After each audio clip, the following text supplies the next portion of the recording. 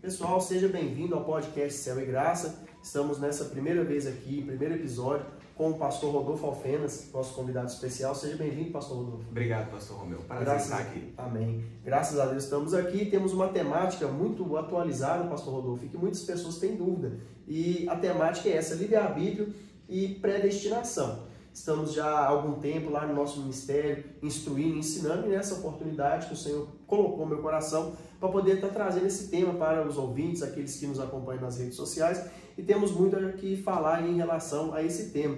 Gostaria de passar ao pastor Rodolfo para poder estar se apresentando e falando alguma coisa a respeito dessa temática que é tão importante para nós. Amém, pastor. Para mim é uma oportunidade ímpar estar aqui com o senhor e com a audiência nesse momento.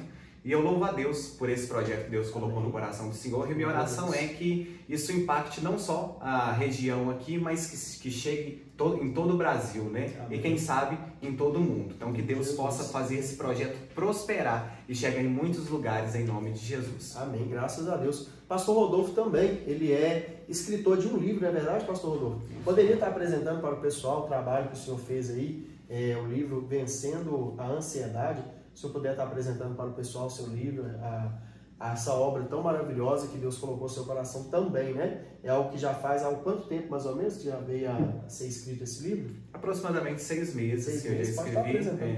Há algum tempo, tenho aqui um exemplar, Vencendo a Ansiedade, Perspectiva Bíblica e Soluções Práticas. Nesse livro eu procuro discorrer a respeito da ansiedade à luz da Bíblia.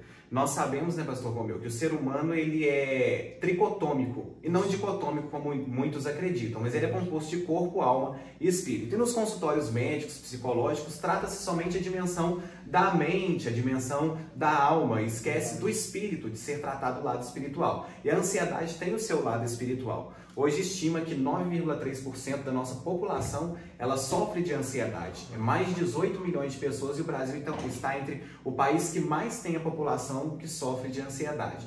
Então, dentro desse livro, através da luz da Bíblia, a proposta é ajudar as pessoas a vencerem a ansiedade. Através da oração, aqui a gente vai aprender como vencê-la através da oração. Foi feito um estudo, inclusive, que foi apresentado um grupo de pessoas que leem a Bíblia e outro grupo que não estavam lendo. E 60% das ansiedades do grupo que liam a Bíblia, essas ansiedades foram acalmadas. Então, dentro desse livro, a proposta é mostrar isso. Como vencer a ansiedade, só que agora, à luz da Bíblia. A dimensão espiritual precisa ser tratada. Então Deus me deu esse tema e eu espero que ele cause impacto em muitos corações e leve cura para muitas vidas. Em nome de Jesus. Essa temática é muito importante e nós sabemos que a geração atual hoje é muito ansiosa por si, não é verdade, pastor? Verdade. Então glória a Deus, que Deus possa estar abençoando o seu livro, que possa alcançar muitas vidas. E com relação à temática que nós abordamos, né? Predestinação e livre-arbítrio. São coisas que estão relacionadas em si e existem alguns pontos e contrapontos que muitas pessoas têm dúvida, né, com relação ao livre-arbítrio, com relação à predestinação, e à luz da Bíblia nós podemos responder. É verdade que as pessoas acreditam, alguns acreditam que nós não temos o livre-arbítrio porque Adão e Eva pecou e daí em diante nós herdamos a culpa de Adão e Eva e por isso não temos o livre-arbítrio. De que maneira podemos abordar essa pergunta para os nossos espectadores?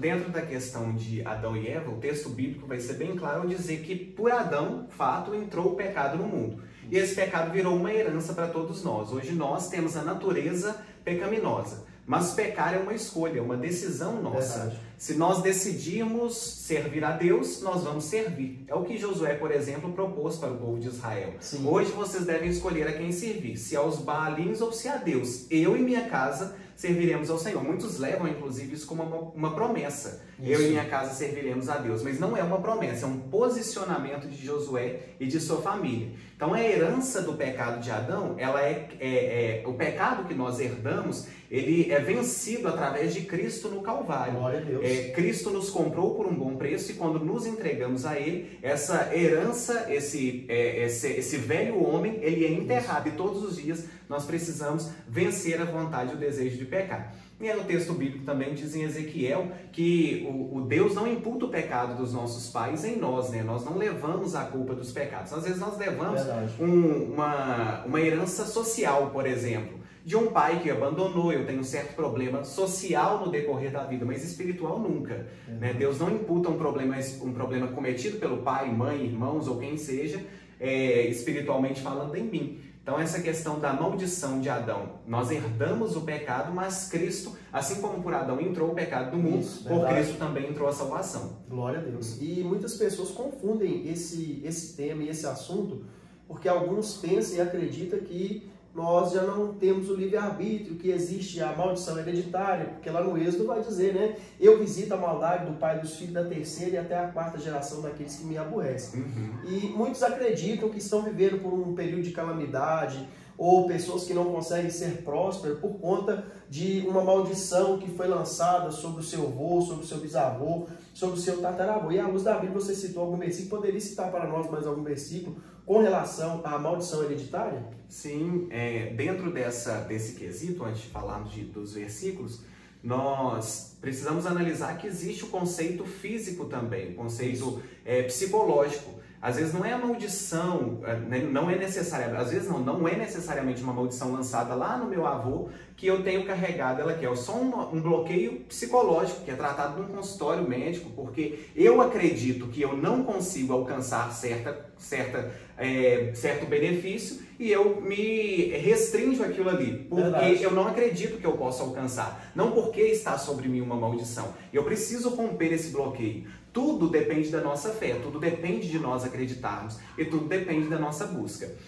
Se nós nos dispusermos a buscar, se nós nos dispusermos a lutar contra alguma coisa ou em busca de alguma coisa, nós iremos alcançar. E não é maldição que vai nos impedir, porque não há maldição mais sobre nós. Não é porque eu venho de uma família que vivia, vou citar aqui até a questão monetária, mas vivia na miséria, que eu preciso ser miserável. Talvez vai ser mais difícil de conquistar. Então isso não é uma maldição. Isso, às vezes é um bloqueio que está na pessoa que, por ter vindo de uma linhagem daquela forma, ela acredita continuar daquela forma. Mas na Bíblia nós vemos várias histórias de pessoas que romperam isso, que romperam essas barreiras, como Raabe, era uma prostituta, provavelmente vinha de uma família ruim, mas ela foi transformada porque tomou uma decisão de salvar aqueles espias e de tirar eles daquela situação de perigo. Ela decidiu aceitar o Deus que aqueles espias de Israel pregavam. E com tudo isso, ela foi salva. A maldição não teve poder sobre a vida dela, né? Então, dentro dessa perspectiva, nós precisamos entender essa dimensão de algo que nós nos colocamos, nós mesmos nos colocamos em dúvida. Eu não consigo, eu não posso, então às vezes fica difícil isso aí. Então Deus não imputa sobre nós a maldição dos nossos pais. Nós é que muitas vezes nos colocamos em um momento, em uma situação de vulnerabilidade, melhor explicando. Isso. E essa explicação, ela confronta diretamente a teoria da predestinação. Sim. Não é verdade? A predestinação, como a gente pode pontuar o que é a predestinação para as pessoas que estão nos acompanhando entender? A gente precisa entender, primeiro, o conceito de predestinação. Ele é uma palavra grega que mostra que é aquilo que Deus destinou de antemão. É como se fosse um destino já previsto. Só que muitas pessoas acreditam, algumas teologias acreditam que as pessoas, umas foram destinadas para o céu e outras foram destinadas para o inferno. Justamente. E aí já quebra, se isso fosse verdade, nós não precisaríamos evangelizar, porque nós estaríamos iludindo as pessoas. Justamente. Porque já teria as pessoas que iriam para o céu e já teria as pessoas que iriam para o inferno. Então seria uma ilusão eu chegar aqui evangelizado, dizendo que Deus quer salvar, quer mudar a sua história, se na verdade já tem pessoas predestinadas ao céu. Né? Então a predestinação não versa sobre o fato de que há um grupo de pessoas destinadas ao inferno e outras destinadas ao céu. Primeiro, predestinação, ela é bíblica, ela é um conceito bíblico. Segundo, Deus não predestina ninguém ao inferno. Pelo contrário, Deus já predestinou ao céu. E que predestinação é essa? Ele predestina aqueles que vão até Ele. Então, se eu aceito Jesus, eu estou predestinado ao céu, eu estou predestinado a receber as bênçãos de Deus. Se eu não aceito a Ele, eu não estou predestinado a receber. Mas a porta está aberta para todos quantos quiserem entrar. Verdade. Jesus disse em Apocalipse 3, né? Eis que estou à porta e bato. Quem abrir, eu entrarei. Aí entra a questão, inclusive, do livre-arbítrio. Eu tenho que abrir a porta para ele entrar. Calvino pregava muito a respeito da graça irresistível. Justamente. Não tem como resistir à graça. mas não é bem isso que o conceito bíblico nos mostra, né? A graça, ela pode ser resistida. Precisa haver uma resposta do homem a essa graça salvífica. Precisa haver uma decisão minha para responder a essa graça. Se o senhor me permite, eu quero ler um versículo bíblico que responde muito bem a respeito disso, que está lá em 2 Timóteo capítulo 2, verso 1, o apóstolo Paulo fala assim: tu, pois, meu filho, fortifica-te na graça que há em Cristo Jesus. Então aqui o conceito é o seguinte: se eu preciso me fortificar na graça, então aqui não é uma resposta unilateral. Não é a graça que não é só a graça que me atrai, eu tenho que ir até ela. Se Paulo está dizendo, fortifica-te, não é a graça que vai me fortificar, mas eu vou me fortificar na graça. Não é a graça que vai tomar a decisão e vai dizer, vou ali fortificar o pastor Romeu, vou ali fortificar o jovem Timóteo, mas eu tenho que me fortificar na graça. E um outro versículo também que responderá a esse conceito, está lá em Atos 7, 51, diz assim, inclusive vai responder a respeito até do livre-arbítrio, onde Pedro, no discurso, ele diz: homens de dura cerviz, incircuncisos de coração e ouvido, vós sempre resisti ao Espírito Santo. Assim vós sois como vossos pais. Então, falando, vocês resistem ao Espírito Santo. Então, esse conceito de graça irresistível é um conceito ultrapassado e antibíblico, porque a graça ela pode ser resistida, ela pode ser rejeitada. A resposta é bilateral. Cristo me oferece a graça e eu aceito essa graça, eu me rendo a essa graça. Através do livre-arbítrio. Através do livre-arbítrio. Né? E a gente que serve a Deus, que está um tempo no Evangelho, a gente vê muitas coisas boas e coisas ruins de pessoas que pregam, de pessoas que às vezes não têm tanta preparação. E em um episódio no nosso ministério, eu tive o desprazer de ouvir da boca de alguém dizer assim: olha, aquele que aceita Jesus uma vez salvo, salvo para sempre. De que maneira nós podemos, pastor Rodolfo, abordar essa afirmação? Ele afirmou isso e eu precisei repudiar aquela atitude diante da realidade das nossas decisões, porque uma vez salvo, salvo para sempre, dá-se a ideia de que uma decisão apenas tomada, quando muitas vezes pessoas chegam e levantam a mão, aí eu quero aceitar Jesus como Salvador. Ali é o primeiro passo, podemos dizer que ali é o primeiro passo, não é verdade? Correto. Então, não só pelo fato de alguém ter confessado a Jesus como Salvador da sua vida, ele é salvo para sempre. De que está condicionada a salvação? Porque nós entendemos que existe a predestinação ao céu, mas segundo as nossas ações. E essa ideia de uma vez salvo, salvo para sempre, o que nós podemos falar para os ouvintes? Isso também é um engano acreditar que uma vez salvo, salvo para sempre. Nós também não podemos... às vezes a pessoa entende o conceito errado de que toda hora que eu peco, então eu perco a salvação. Então a salvação é volátil. Eu peco, eu perco. Eu me arrependo, eu recebo. Eu peco, eu perco. Eu me arrependo, eu recebo. Primeiro questão que a gente precisa entender é que o pecado na vida do crente não pode ser uma decisão. Tem que ser um acidente. É uma pedra de tropeço que estava no caminho, eu tropecei e eu pequei. Claro que eu não vou perder minha salvação instantaneamente naquele momento, a não ser que eu não me arrependa. O arrependimento é a porta aberta para que eu permaneça salvo. E o arrependimento é algo constante. Arrependimento, do grego, metanoia, significa mudança de mente, mudança de conduta.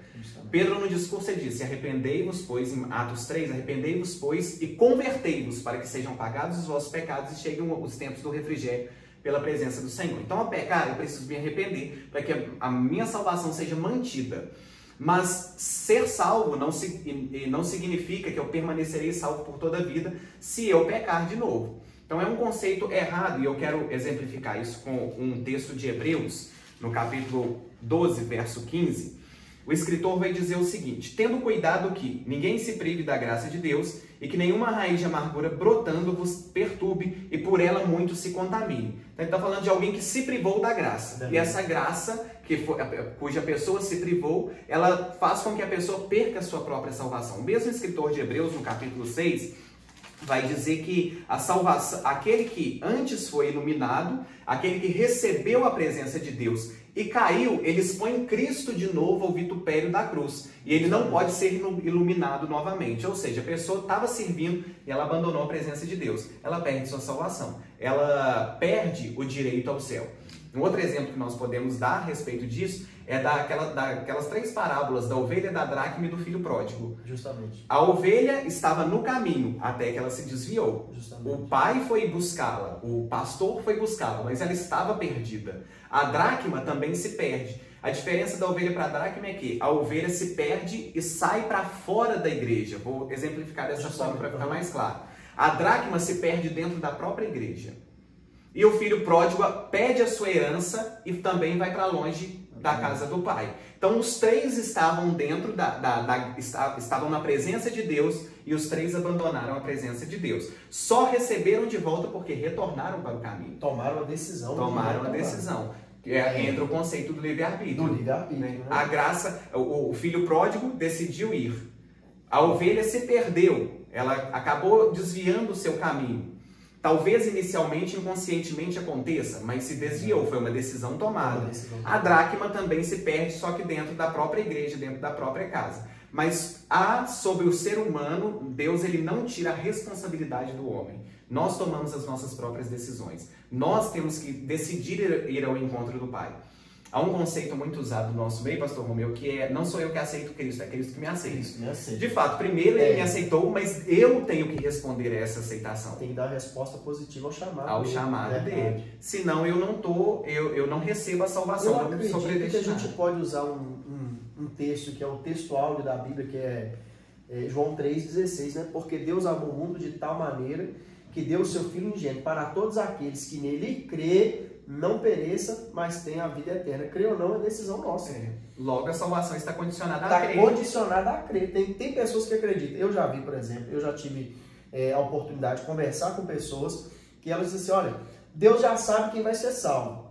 Se Deus já sabe quem vai ser salvo, para que eu vou me esforçar? Ou outros dizem assim: eu vou esperar para que no último momento, assim como aquele ladrão da cruz estava lá no seu último momento, eu vou esperar que no meu último momento eu me arrependo. O que a gente pode falar a respeito disso? Primeiro, saber que Deus já sabe de tudo, de fato é verdade. Falamos da presciência de Deus. É presciência. Justamente. Deus já sabe de antemão.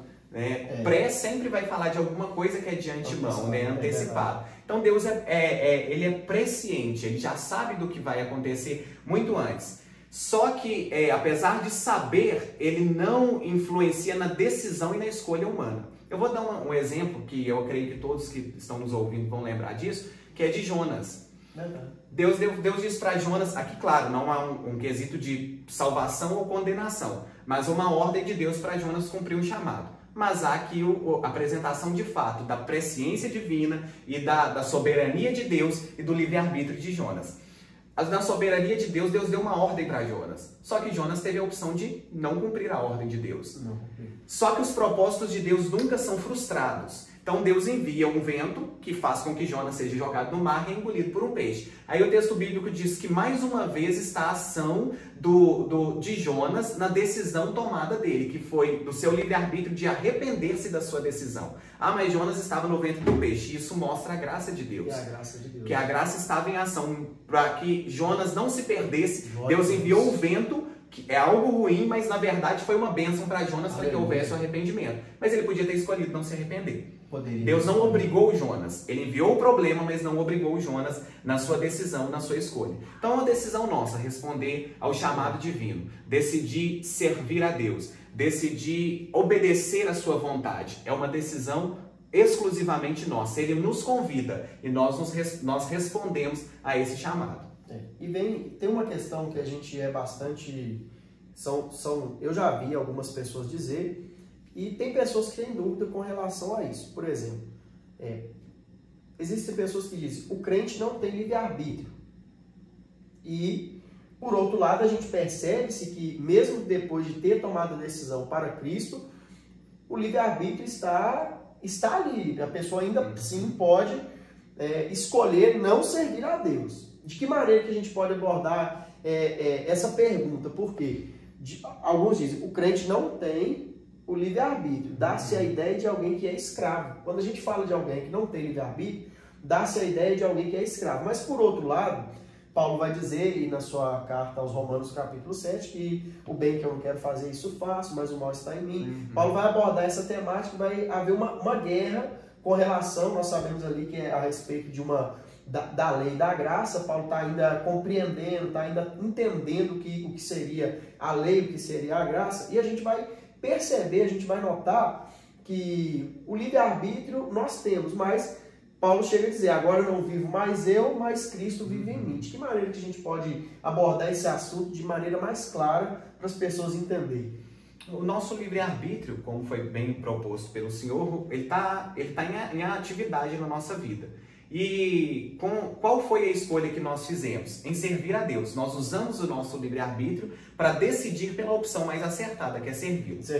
No Novo Testamento, se usa 3 termos gregos para definir o servo, que é diáconos, doulos e hipereta. Nesses 3 termos gregos, um deles, que é doulos, Paulo usa ele para mostrar o escravo.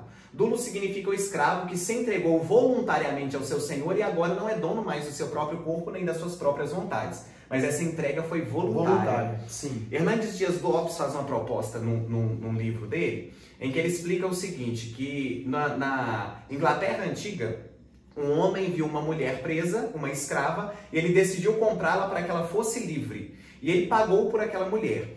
E ele levou aquela escrava para sua casa e ela disse que nunca o serviria, por ser escrava dele. Isso. E ele disse para ela, não, na verdade, pelo contrário, eu te comprei para que você fosse livre, você está livre para ir para onde você quiser. E a resposta daquela mulher foi o seguinte, e é uma história real, eu te servirei até o fim da minha vida. Então o mestre comprou e liberou ela para ser livre, mas ela decidiu voluntariamente servi-lo, decidiu voluntariamente estar na presença daquele mestre. Então o livre-arbítrio dela não foi infligido, mas ela usou para tomar a decisão mais acertada. Então Deus ele nos dá o livre-arbítrio para nós tomarmos qualquer decisão. Todas as coisas me são lícitas, mas nem todas convém fazer. Então ele nos propõe o que podemos e o que não podemos.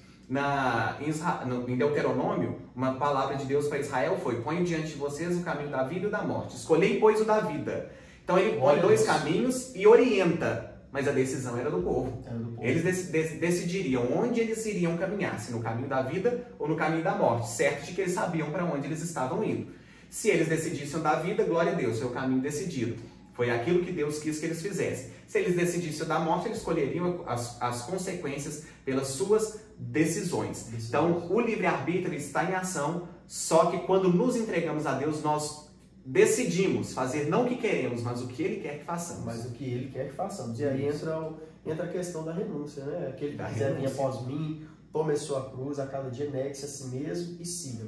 São coisas que a gente analisa, a gente percebe e a gente vê, pastor Rodolfo, que é claro para a nossa vida que existe um preço, não é verdade? Sim. Né? Tem pessoas que dizem assim, ó, nós vivemos, como o podcast é céu e graça, né? Nós vivemos debaixo da graça, mas existe um preço a ser pago da nossa parte, que é justamente dar uma resposta positiva a esse chamado, que é aquilo que Cristo nos chamou. É porque Deus enviou o seu Filho para que todo aquele que nele crê não pereça, mas tenha a vida eterna. Entendemos, compreendemos tudo isso. Agora, quando a gente percebe, quando a gente olha pela ótica cristã, nós vamos observar que tem muitas pessoas que não compreendem de maneira mais simples ou mais clara algo que não é tão complicado. As pessoas complicam muito o evangelho. Tem pessoas por aí, talvez os espectadores vão ver, tem pessoas por aí que têm dificuldade de servir a Deus, por quê? Porque vai exigir uma renúncia, não é verdade? O evangelho vai exigir uma renúncia. A gente não vai fazer tudo aquilo que o nosso coração deseja. Eu quero fazer isso, eu vou fazer. Seria um limite de Deus para o ser humano? De que maneira que a gente pode entender de forma mais clara e mais ampla para os espectadores? Deus, ele, dentro da nossa escolha, né, ele nos deixa livre para decidirmos onde vamos ou onde não devemos ir. Isso. O plano de Deus original foi que o homem fosse perfeito. E aí Salomão responde que Deus criou o homem perfeito, mas ele buscou para si muitas invenções. Então o homem mesmo procurou muitas invenções. Mas Deus cria, qualquer sociedade existe uma regra, existe um padrão, seja ético, existe um padrão moral, em qualquer sociedade, em qualquer cultura. Biblicamente falando, não também é dessa mesma forma. A Bíblia é a nossa regra de fé e de prática. É nela que a nossa vida deve estar voltada, deve estar pautada. ela é que vai dar para o homem, para o ser humano, uma vida plena e uma vida completa. Ela é que vai doutrinar os caminhos que devemos trilhar e aonde devemos ir. O limite de Deus que Deus impõe para a humanidade é um limite em que nós não pequemos contra Ele e consequentemente pequemos contra nós mesmos. Porque o pecado não atinge somente a Deus. Na verdade, nós vemos as consequências do pecado todos os dias. Ela atinge nós mesmos, trazendo condenação, enfermidades físicas, emocionais, espirituais e trazendo diversos problemas. A corrupção generalizada. Então, o limite que Deus impõe no homem não é um limite mal ou ruim, na verdade é um limite que nós não devemos ultrapassar, porque isso causa dano em nós mesmos, e isso mostra o amor de Deus para conosco. E é o cuidado de Deus. O cuidado de Deus. É o cuidado e a proteção de Deus para o seu povo, né? Porque Ele está nos mostrando o caminho. E por questão de pensamento, a gente vê também uma coisa que é interessante. Eu pecar ou não vai mudar o caráter de Deus em nada. Em hipótese né? Às vezes as pessoas, eu pequei... Não muda. O caráter de Deus ele é imutável, na verdade. O caráter de Deus ele é imutável. Então, assim, tem algumas coisas que Deus compartilha conosco, na verdade, sim, que faz parte do seu caráter, outras não. São 3 coisas que são as que são os atributos incomunicáveis de Deus, né? Que é onisciência, onipresença e onipotência. As demais coisas o Senhor compartilha conosco. Então, quando o texto, quando a Bíblia nos ensina a respeito do livre-arbítrio, a respeito da resposta positiva à salvação, nós vamos entender que a preocupação de Deus é justamente preservar o ser humano no quesito de tomar a decisão correta, né? Isso mesmo. E a gente pode, o pastor pontuou a respeito de pecar aqui, poderia pontuar novamente para os irmãos que estão nos acompanhando, a respeito do pecado, o que é o pecado e o que ele pode causar na vida das pessoas. O pecado ele é a transgressão da lei de Deus. Transgressão da lei. Isso, é ultrapassar os limites daquilo que Deus propôs para nós. Então, tudo que transgride, tudo que vai além dos limites da palavra de Deus, torna-se pecado. E o pecado, como foi bem pontuado, inclusive, ele não muda a Deus. Em Jó, capítulo 35, não vou me lembrar qual dos amigos dele vai fazer se não me engano, Eliú, vai fazer uma discussão com Jó a respeito disso, porque Jó estava fazendo alguns questionamentos a Deus por ser Jó um homem reto e íntegro. Então, por que Jó estava passando por tudo aquilo que ele estava passando, sendo ele íntegro, temente a Deus, como o próprio Deus testemunha dele no capítulo 1? E aí Eliú vai propor para ele, vai dizer o seguinte: Jó, entenda uma coisa, o bem que você faz ou o mal que você comete não altera quem Deus é. É a teologia que ele propõe para Jó. Não muda Deus se você fizer o que é certo, não muda Deus se você fizer o que é errado. Vai mudar você. Isso vai alterar a sua vida, vai alterar a sua conduta e vai alterar o seu destino e não quem Deus é. E isso é importante porque se Deus for mudado com base nas minhas atitudes, a salvação nunca seria alcançada por ninguém. Nós teríamos um Deus inconstante, um Deus volátil. Isso não é característica de Deus, é característica do homem. O homem é inconstante e é volátil. O homem muda, o tempo todo nós mudamos. Para melhor ou para pior, é uma decisão nossa. Se eu quiser evoluir, que eu evolua. Se eu quiser piorar, que eu piore. Mas dentro dessa perspectiva, tudo que transgride do pecado, tudo que transgride a lei de Deus, e o que é transgressão? É ultrapassar os limites. Nós podemos pontuar várias coisas que são pecados. Há os pecados que são já determinados, que biblicamente são pontuados, e é o pecado que eu podia dizer que é um pecado individual. É quando Deus te manda não fazer algo ou te manda fazer algo que você deixa de fazer. Às vezes não é nada que para mim é errado. Deus me mandou levar essa jarra de água embora. Eu tenho que obedecer. Se eu não obedecer, eu estou pecando porque eu estou transgredindo aquela lei. Mas existem os pecados que são para todos, e hoje nesse relativismo que nós vivemos, onde o adultério não é mais pecado, onde a prostituição deixa de ser pecado, a fornicação, para alguns para outros não. Não existe essa relativização bíblica. Se é pecado para mim, é pecado para o outro, é pecado para todos. Não há mudança. Então não tem aquela questão, isso depende do ponto de vista. Não depende. O nosso ponto de vista é a Bíblia e nós precisamos ficar com ela. Agora, eu já vi crente dizer, depende do ponto de vista. Alguém diz, eu penso que não é bem por aí. Eu acho que depende do ponto de vista. E quando a gente olha depende do ponto de vista, é relativizar a Bíblia. Relativizar. A gente está num relativismo. E o crente ele não pode viver com relativismo religioso. O nosso filtro é a Bíblia. A gente tem que olhar com base nela. Não é, será que é ou será que não é? A Bíblia diz que é. Diz que não é, não é.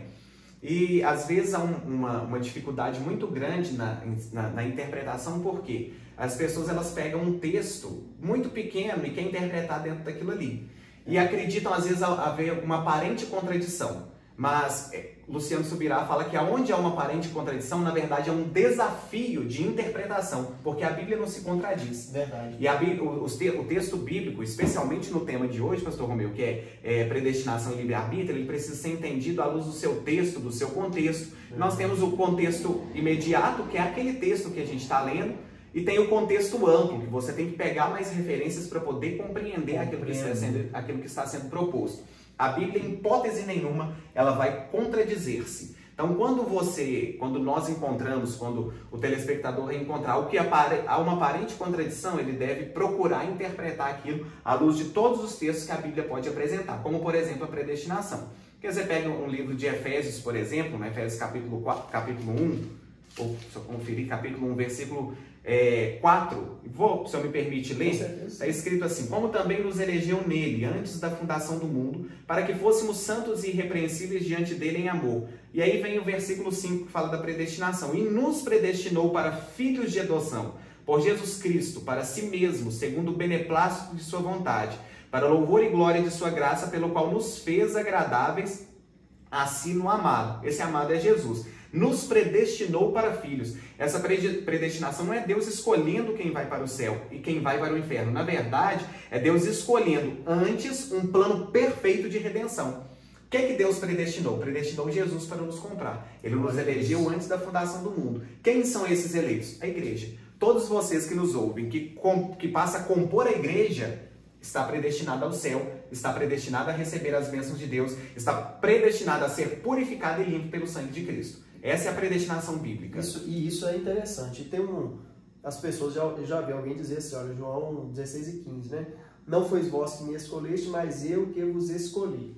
E usar esse próprio texto para dizer assim, olha, se Deus nos escolheu, ou a escolha é de Deus, a eleição é da parte de Deus, para que eu vou me arrepender? Se a gente olhar por essa lógica, parece que alguém está tendo uma interpretação correta. Está dizendo, olha, não foi vós que me escolheste, mas eu que vos escolhi. Mas tem um contexto por trás disso, não é verdade? Contexto. De que maneira que a gente pode aplicar para o pessoal aqui? Dentro dessa perspectiva aí, nós podemos analisar inclusive Israel quando saiu do Egito. Sim. Saiu quase 3 milhões de pessoas. A promessa é que eles herdariam uma terra, eles seriam uma nação sacerdotal. O que é isso? Que apresentaria Cristo para o mundo. Como de fato foi o que aconteceu. A nação eleita, que inclusive a predestinação entra na questão da eleição. Eles foram eleitos, Israel foi eleito, havia um projeto de Deus para Israel. Mas dos 3 milhões, cerca de 70 pessoas apenas entraram na terra prometida. É muito pouco. Muito pouco. Por quê? Deus os escolheu, Deus os elegeu. Eu o escolhi, é o texto que o pastor citou. Eu escolhi vocês e os nomeei. Deus nomeou Israel. Só que aqueles que decidiram se afastaram e morreram no deserto. E assim também é nós. Quem Deus escolheu? A igreja. A igreja é um corpo, é uma organização, as pessoas que se unem, que se reúnem para glorificar a Deus, que estão unidas, mas também é um corpo místico, é algo espiritual. Deus já formou a igreja na eternidade, a igreja pertence a Ele fundou a igreja lá na eternidade, então Ele nomeou a igreja. Quando eu passo a compor a igreja, eu faço parte desse versículo. Eu vos escolhi e vos nomeei para que vá e des fruto. Então ele de fato chamou a igreja pertence a ele. Verdade. Então, todas as pessoas têm chamado para ser, porque a ideia que tem, que muitas pessoas acreditam, todo mundo é chamado por Deus, né? É a chamada coletiva, né? É o chamado para a salvação. Mas a gente percebe que para exercer um ofício ministerial, existe divergência. Tem pessoas que, às vezes, está no ministério, está até se esforçando, mas às vezes ela não tem um chamado direto para ser um pregador. Não são todas as pessoas que têm o chamado para ser um pregador, para ser pastor. E às vezes essas ordens são invertidas, porque muitos acreditam que todo mundo foi chamado para ser pregador, todo mundo foi chamado para ser missionário. Realmente isso existe? Ou é uma ideia errônea com relação ao Evangelho?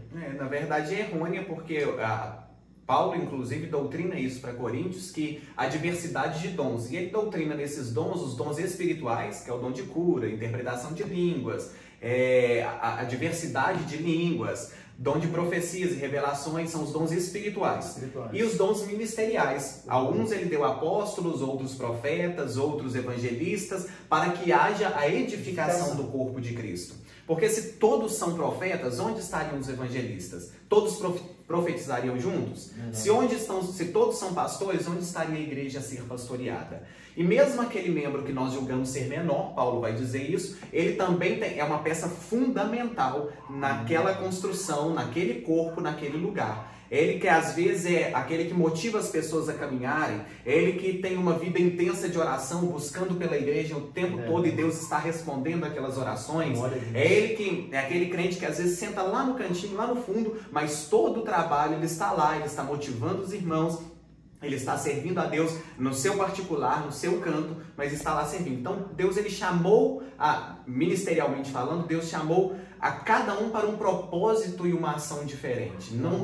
Graça de Deus. É a multiforme graça de Deus. A graça de Deus é multiforme, ela se manifesta de todas as formas, para dar inclusão. E aí a gente, às vezes o mundo acredita que a igreja é exclusivista, Cristo é exclusivista, não é. Ele inclui todos porque Deus ele age com equidade. Porque igualdade se eu quero ver um jogo de futebol e eu vou dar igualdade, o campo de futebol está atrás daquele muro, eu sou mais alto, eu vou conseguir ver. Você mais baixo vai precisar subir numa pilha de livros. Aí eu coloco outra pilha de livros para uma pessoa que é mais baixa do que você, ela não vai conseguir ver. Isso é igualdade. Todos têm a mesma coisa, só que esses que têm as mesmas coisas, eles não vão conseguir alcançar os mesmos objetivos, porque cada um deles tem uma limitação, uma capacidade. Cristo já age com equidade, ele usa cada um de acordo com a sua limitação, de acordo com a sua incapacidade. Ele pega e ele faz daquela pessoa alguém que pode ser usado para ele. Então por isso há essa diversidade, e essa diversidade é uma maravilha, porque Deus inclui todos na presença de Deus, inclui e transforma, né? Ele não mantém do jeito que está, é evidente. Eu aceitei, eu preciso ser transformado, preciso ser mudado. Então essa inclusão de Cristo é extraordinária, por isso é importante entendermos que a diversidade de dons e a diversidade de dons espirituais e dons ministeriais para adornar a igreja, não para adornar a igreja, né, os dons ministeriais, mas para que a igreja tivesse essas ferramentas para trazer mais pessoas e para edificar a própria igreja. Pastor Rodolfo, já há algum tempo eu te conheço, né? E me lembro que há anos atrás eu trabalhava lá em Conselheiro Lafayette, sempre o pastor estava com a Bíblia, sempre lendo a Bíblia, sempre indo para o trabalho lendo a Bíblia. O que despertou o desejo de servir a Deus? Você vem de um berço evangélico. De que maneira você pode apresentar para os nossos ouvintes a respeito da sua resposta positiva ao chamado de Deus? Pastor Romeu, Deus vem trabalhando na minha vida desde há muito tempo, na verdade. Nós nos convertemos, eu tinha 6 anos de idade, quando eu digo nós, porque eu acompanhei minha mãe em um período muito difícil. Deus foi lá e resgatou ela, e ela aceitou esse chamado. Inclusive, entra muito bem na questão da predestinação e do livre-arbítrio. Minha mãe já havia ouvido o Evangelho, só que não havia respondido a isso. Num dia, num momento de muita exaustão emocional e num momento muito terrível da nossa vida, especialmente da vida dela, ela decidiu responder esse chamado, pedindo que fosse um pastor lá em casa e orasse por ela. E naquele momento ela passou a servir a Cristo. Eu tinha 6 anos de idade. Hoje eu tenho 29, de lá para cá eu nunca mais deixei de servir. E a partir desse primeiro momento, Deus já vinha trabalhando na minha vida, me mostrando a graça dele, as manifestações do seu poder, me fazendo conhecê-lo mais de perto. E diante disso, quanto mais experiências eu fui tendo com Deus, tanto as experiências pessoais, quanto aquelas experiências vistas das pessoas, as pessoas contando os seus testemunhos, isso foi despertando em mim um desejo de buscar mais e mais a Deus. Porque Deus é uma fonte infindável de conhecimento e poder. Deus é como nós podemos comparar de maneira muito fútil e muito rasa, mas é o que nós podemos comparar, como se Deus fosse o mar e eu estivesse num momento na superfície, mas tivesse muito mais para eu mergulhar e muito mais para eu me aprofundar e para conhecer. E durante todo esse tempo eu fui tendo esse desejo. E chegou o tempo em que eu fui batizado no Espírito Santo, isso provocou em mim mais um desejo, porque o Espírito de Deus nos capacita e nos faz buscar muito mais isso. E aí foi quando eu comecei a andar com a minha Bíblia para todo lado, foi um despertamento de Deus, para que em qualquer oportunidade que eu tivesse, em qualquer momento eu pudesse abri-la e lê-la, porque ela é o nosso manual, ela é que nos conduz ela nos aproxima de Deus. Nós temos 2 formas de nos aproximar de Deus, Bíblia e oração. A Bíblia nos leva à prática, é evidente, mas é ela que nos vai mostrar o que devemos fazer. E a oração nos faz ter a intimidade com Deus. Então, durante essa caminhada, a partir das experiências pessoais, das experiências das pessoas, ao ver as pessoas sendo impactadas pelo poder de Deus, meu desejo só veio crescendo e continua crescendo. Porque eu vejo que Deus ele tem muito mais para me apresentar, muito mais para fazer em minha vida. Não apenas no contexto visível para as pessoas, mas num contexto interno, dentro de mim, eu preciso ser transformado por Ele todos os dias. E eu reconheço isso, que Deus precisa trabalhar em mim, eu preciso melhorar para Ele, não necessariamente para as pessoas, mas para Ele, para servi-lo com qualidade, com dedicação. Então, o meu anseio por Deus é porque eu conheço quem Deus é. Eu sei que Ele é tudo o que eu preciso. Aleluia. Se eu perder todos à minha volta, Deus é quem eu preciso. Aleluia. Deus é tudo que eu tenho. Ele é minha maior bênção. Ele é tudo de fato o que eu tenho. Se eu tenho Deus, eu tenho certeza que todas as demais coisas Ele me acrescentará. Tudo que for preciso eu terei, porque eu tenho Ele na minha vida. Como você descobriu o seu chamado para pregar, para pastorear? Como você descobriu, que despertou e falou assim, olha, eu acho que esse é o meu chamado? Na verdade, ocorreu tudo muito de forma natural. Eu nunca olhei e pensei assim, eu quero ser um pregador. Até eu pensava que eu seria cantor. E graças a Deus isso não aconteceu, porque quem me ouviu cantando sabe que esse não é o meu chamado. Mas no início eu gostava, na verdade até hoje eu gosto muito de cantar, e no início eu só cantava, eu não sabia expressar, eu não sabia falar, não pregar. E quando eu comecei a congregar em Lafayette, com alguns amigos, o irmão Ricardo e a família dele, a gente ia ele pastoreava uma igreja e eu sempre ficava na casa deles, nas férias ou em uma oportunidade, e comecei a caminhar com eles. Eles sempre falavam comigo, hoje você vai pregar, hoje você vai pregar. E eu sempre rejeitando. E chegou um momento em que eu fiz um voto com Deus. Eu falei, Deus, nas oportunidades que me forem concedidas, em hipótese nenhuma eu as rejeitarei. A partir de agora eu aceitarei qualquer oportunidade que eu tiver. E aí um dia eu cheguei na igreja e uma irmã falou assim, hoje você vai pregar. E a irmã Marlene, esposa do pastor Gilmar, em Caranaíba. E eu lembrei, naquele momento eu lembrei do voto que eu tinha feito com Deus.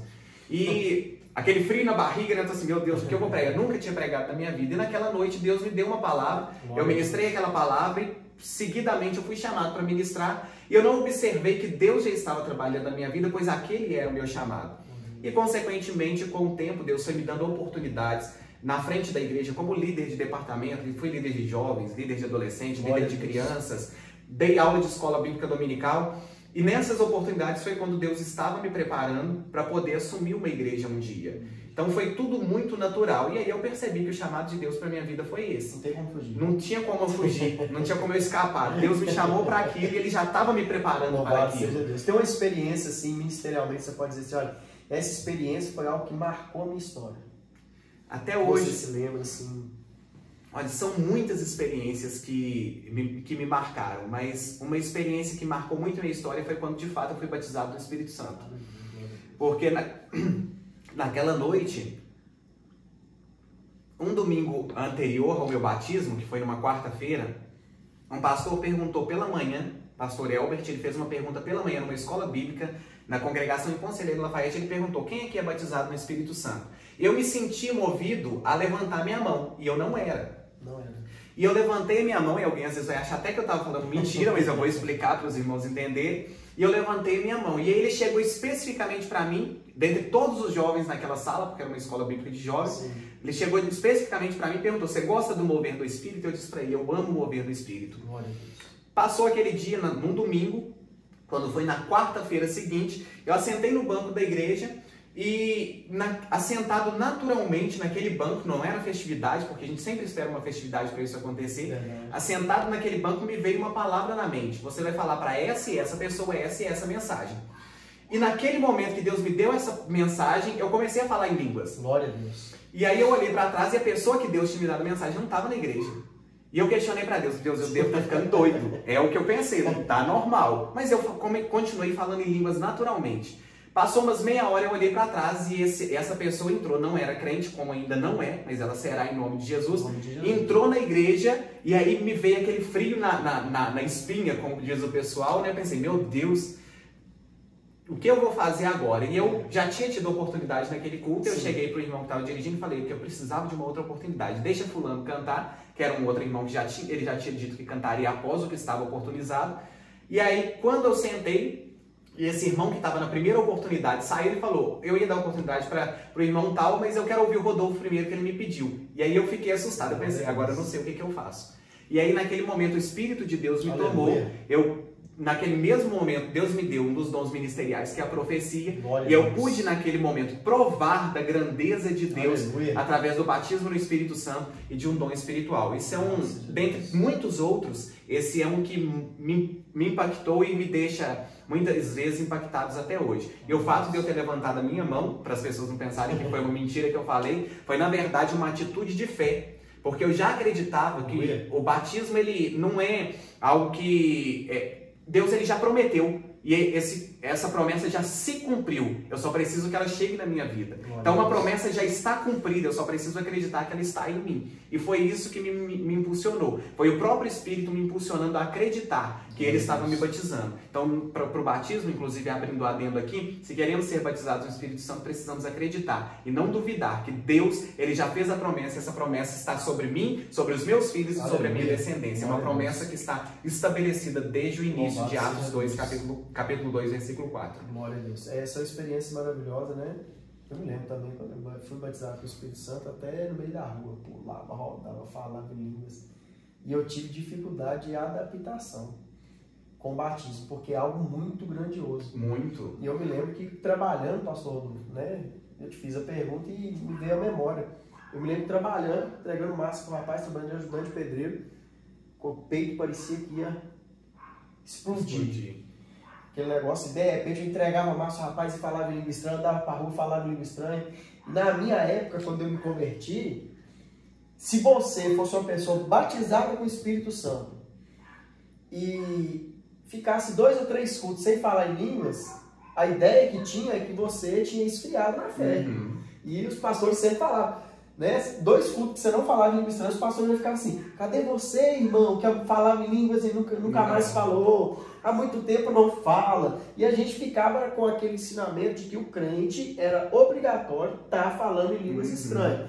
E buscando, subindo 4, 5 vezes no monte, orando, jejuando, 30 dias de jejum. Não é um jejum 30 dias direto, mas 30 dias de jejum até meio-dia, fazendo campanha, subindo e descendo um monte. De fato, a gente recebia a presença de Deus e não tinha controle. Não é que a gente não tinha controle, a gente não tinha um ensinamento de que alguém que é batizado com o Espírito Santo, ele consegue se conter, porque a Bíblia diz que o Espírito é sujeito ao profeta, né? Assim, fugir um pouco do tema, mas já vamos retornar. E eu tive dificuldade de adaptação. Como alguém que quer ser batizado com o Espírito Santo, pastor Rodolfo, e após ser batizado, como ela pode conciliar o batismo com o Espírito Santo, ser batizado com o Espírito Santo e ter o equilíbrio? De que maneira que a pessoa pode fazer para poder conciliar as duas coisas? Existe uma linha muito tênue em relação a isso, que de fato as pessoas acham que o Espírito é como se ele fosse um dominador, né? Isso. Ele rouba a consciência da pessoa, e nunca. A única pessoa que faz isso é o diabo.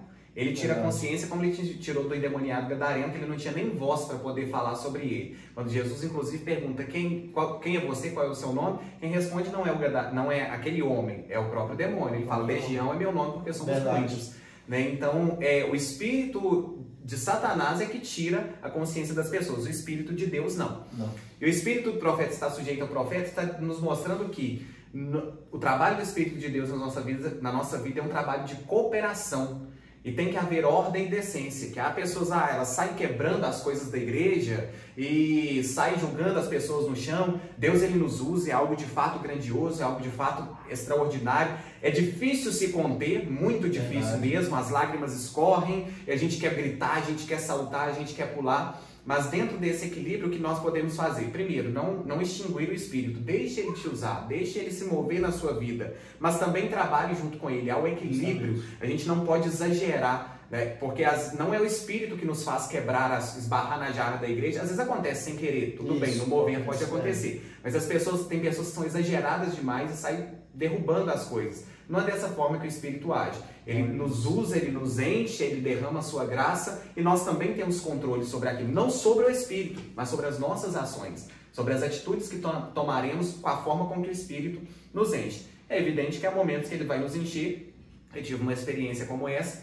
quando eu era criança, que o Espírito foi derramado num culto, numa quase vigília, na verdade, porque o culto acabaria no horário normal, mas foi para mais de 10 horas da noite por causa do derramamento do Espírito, em que eu comecei a chorar copiosamente e não conseguia parar. E há momentos que o Espírito vai fazer isso, mas ele não vai agir sem decência a hora nenhuma. Então essas atitudes extravagantes, esses rodopios que derrubam as coisas, que destroem as coisas, isso tudo vão além daquilo que o Espírito está fazendo. Eu sou crente pentecostal até o tutano, eu gosto de pular na presença de Deus, de bater palma, de dar glória a Deus alto e de bater o pé, enfim. Tudo isso vem pela graça do Espírito na minha vida, mas nada fora da decência e da ordem que o próprio Espírito propôs, porque ele não me domina a ponto de eu não saber o que está acontecendo comigo. Eu tenho completo domínio sobre isso. Essa pode até ser um tema mais adiante que a gente pode estar abordando aqui no podcast, porque tem coisas que assustam outras pessoas. Quem não é crente, quem não entende, ela fica assustada e por vezes até mesmo escandalizada, não é verdade? Até mesmo escandalizada. Mas voltando, pastor, com relação ao tema, já caminhando para o final, nós falamos aqui das experiências, é notório que a gente entende que nenhum ser humano ele é predestinado ao inferno e tanto a predestinação quanto o livre-arbítrio de fato ele é a escolha do homem e ninguém é predestinado ao inferno. E tem alguns que acreditam assim, tem gente que é tão ruim e usa até essa expressão pejorativa, fulano é raça ruim, aquele ali não tem jeito, né? Aquele ali é dali pro cemitério, dali direto para o inferno, porque é uma pessoa muito ruim, é uma pessoa que não tem uma boa ação, dá a ideia de que pelas ações daquela pessoa, que de fato ela não vai ser uma pessoa convertida, de coração duro, mas mesmo assim nós ainda podemos dizer o contrário, não é verdade? Com certeza, Deus ele veio para todos. Inclusive Pedro fala que ele não quer que alguns se percam, mas que todos venham ao arrependimento. Então a salvação, a porta da graça está aberta para todos. Aleluia. E aí entra o livre-arbítrio, também entra a predestinação. Deus predestinou a graça, que é Cristo Jesus. E aqueles que fazem parte dessa graça, que receberam Cristo Jesus, estão predestinados ao céu. A graça é uma porta que está aberta para quem quiser entrar. Aquele que entrar sairá e achará pastagem. É o que a Bíblia diz. Mas tem a opção daquele que também não quer entrar.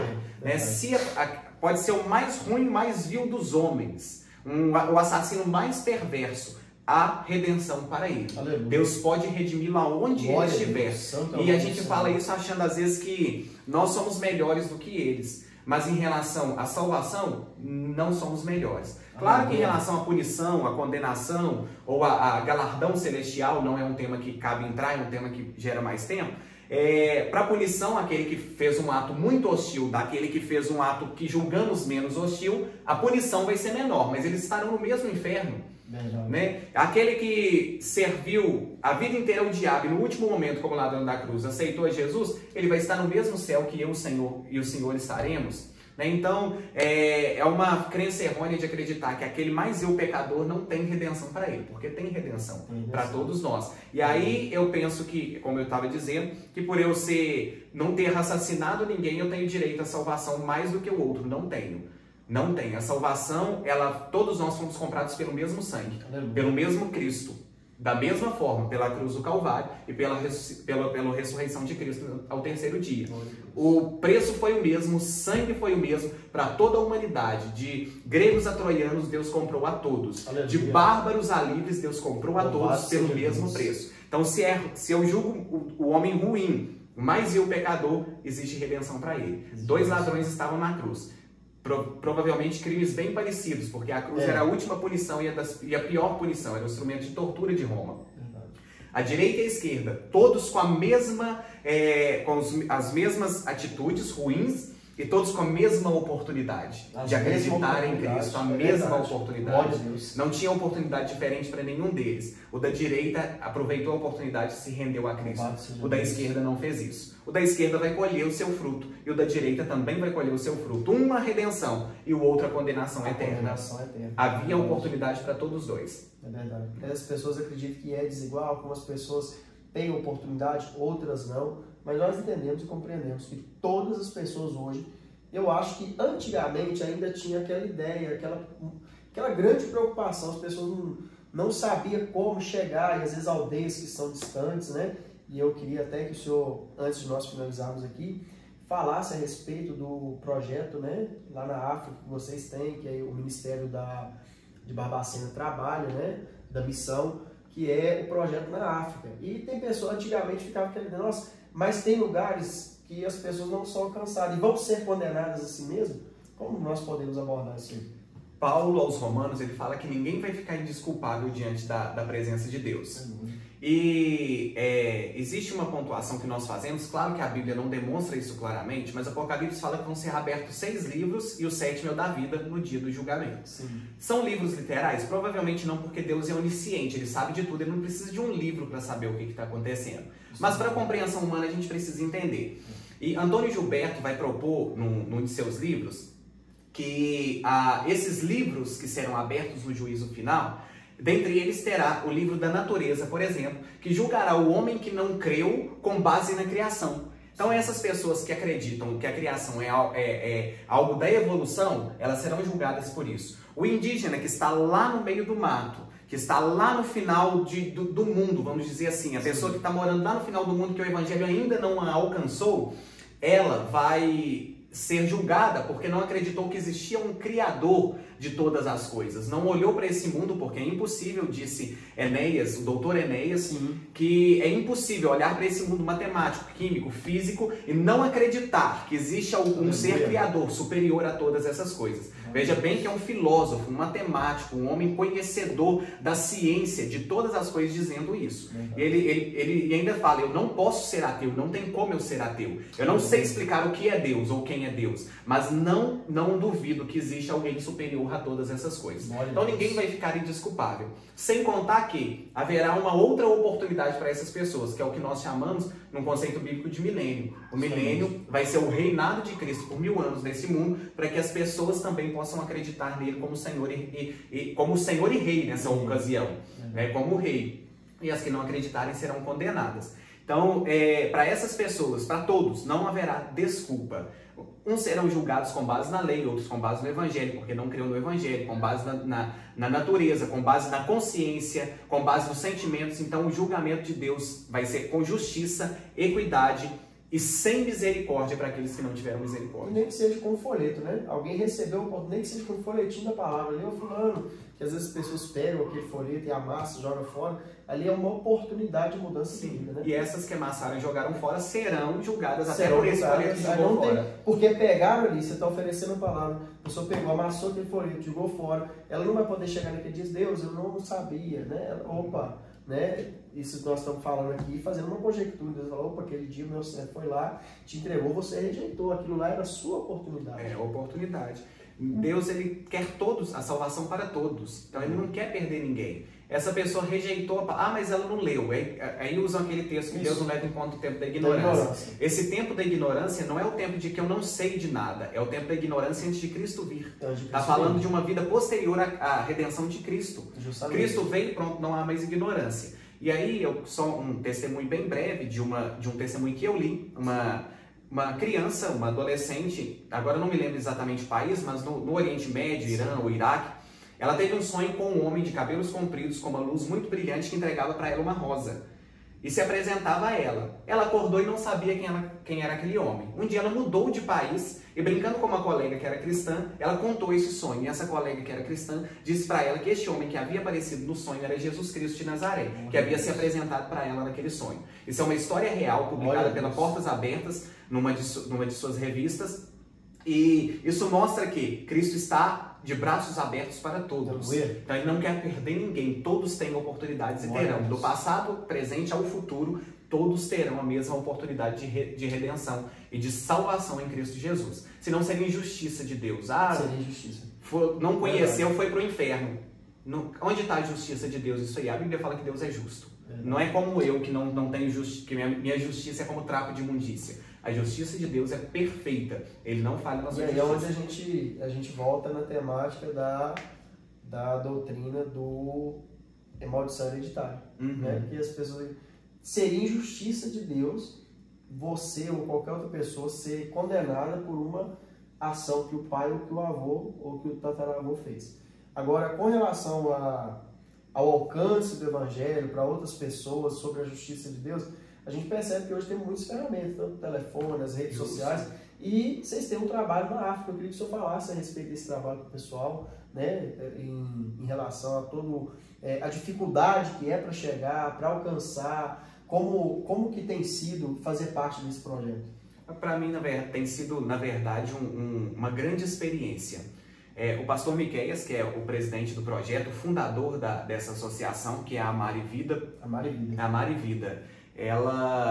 Ele fundou a associação com um projeto, com um desejo no coração de alcançar vidas, e não só na África, tem projetos aqui mesmo no Brasil. Tive a oportunidade de estar com ele nas aldeias indígenas lá do estado do Acre, e dentre outros projetos e outras ações que são feitas pela associação no nosso país. Esse trabalho na África hoje atende crianças e suas famílias, evidentemente, levando nutrição, na verdade, falando na ordem de prioridade, evangelização, educação e nutrição.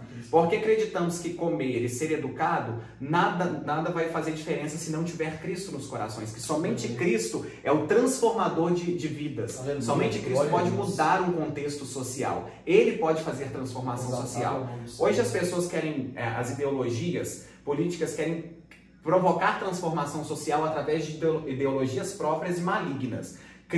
Só Cristo pode provocar uma transformação social verdadeira e permanente. Então esse projeto visa isso, evangelizar, nutrir e educar. Nutrir porque parte nessa região da África que a associação hoje está atuando, que é na cidade de Beira, em Moçambique, numa vila chamada Monzue. A associação construiu lá uma escolinha, atende hoje crianças dando educação, nutrição e evangelização. Muitas dessas crianças tinham uma refeição por dia, às vezes nem tinha.